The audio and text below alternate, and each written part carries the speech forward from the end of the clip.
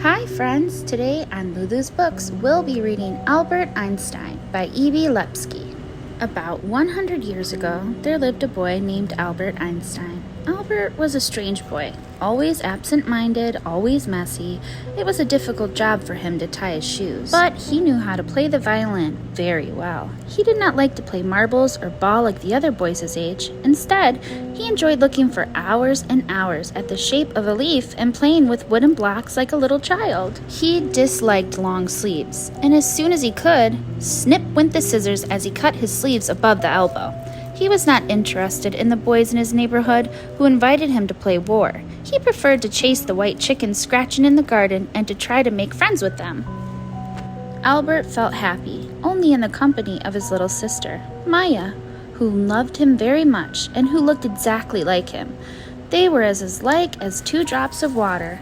"Albert is stupid," said his cousins when they came for a visit and tried to make him join in their games. Albert ignored them and, with his sister, watched a colony of ants busy at work. He was a child different from others. His parents loved him very much, but they were very worried about him. "Albert is a good boy," said his father one night, "but I would like it if he would study a little more, and if he would show some interest in history and geography." It was true. Albert did not like school. He hated history and geography, and he refused to memorize any lessons. He was interested only in learning arithmetic.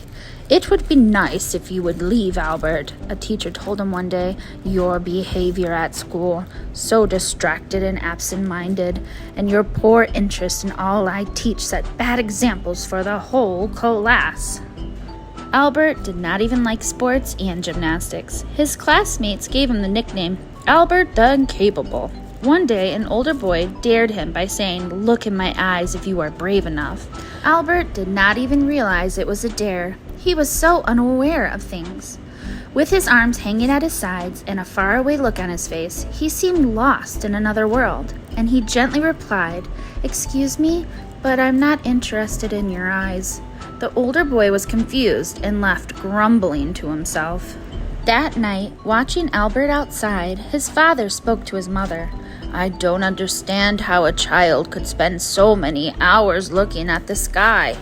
His mother smiled and said, "He is trying to see God.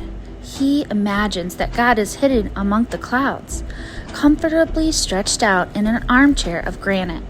"Oh," sighed his father, "who will ever be able to understand what Albert has in his mind?" Albert's mother felt a special love and tenderness for Albert. She painted his picture on a little cup, and for the occasion he was unusually well groomed. The little cup was always displayed in the family's fireplace. Albert's mother loved music very much, and in the evenings she and Albert would improvise little concerts for the rest of the family. She would be at the piano and Albert at the violin. One day, when Albert had a fever and had to stay in bed for a few days, his father gave him a compass. "Albert, you can pretend to be the captain of a ship," said his father, "and control the route with the compass." But Albert was not interested in the game his father suggested.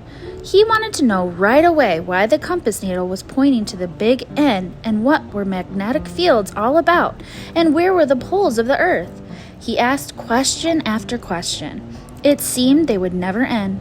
Finally, his father, exhausted and curtly, "Because that's the way it is, that's all." Later, Albert's father, thinking back about the boy's questions, was amazed that they were so thoughtful questions, so precise and sharp. Suddenly, he realized the truth about Albert. It was a truth that filled him with anguish, pride, and tenderness.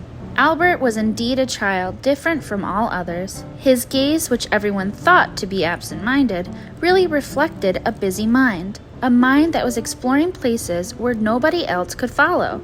It was the mind of a genius. Albert's father was not mistaken. When Albert grew up, his interest in every process of nature and science never stopped. He became a great scientist and developed new theories in physics that radically changed people's ideas about the universe. He discovered scientific truths never known before. His mind made some of the greatest contributions in the history of human thought. The end. Hi friends, if you enjoyed that book reading by Lulu's Books, then please like and subscribe for more content. Thanks, bye!